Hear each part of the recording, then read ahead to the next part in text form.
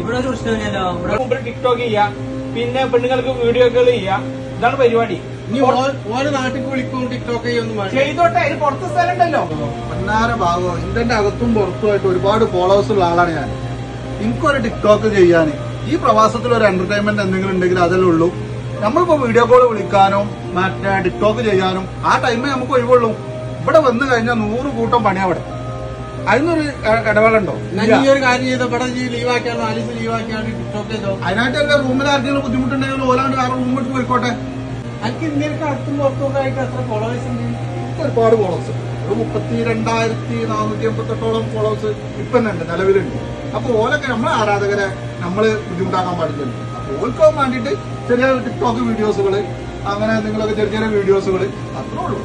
അല്ലെങ്കിൽ ഞാൻ ഇന്നെ ബുദ്ധിമുട്ടാണ്, ഞാൻ പോയിക്കോളാം. കാരണം ഇന്നെ കൂടെ കഴിയില്ല. അങ്ങനെ പണി കടന്നുറങ്ങുക, ഇവിടെ വരിക, പണിയെടുക്കുക, റൂമിൽ പോവുക, ഉറങ്ങുക, അത് മാത്രമേ ടിക്ടോക്ക് നിങ്ങൾ നോക്കി. നമ്മളിവിടെ കുടുംബം പോറ്റാൻ വേണ്ടി വന്നതാണ്. ടിക്ടോക്ക് ചെയ്യാൻ നാട്ടിൽ തന്നെ ഇരുന്നാൽ പോലെ. ഇവിടെ എന്തിനാ വന്നിക്കണേ?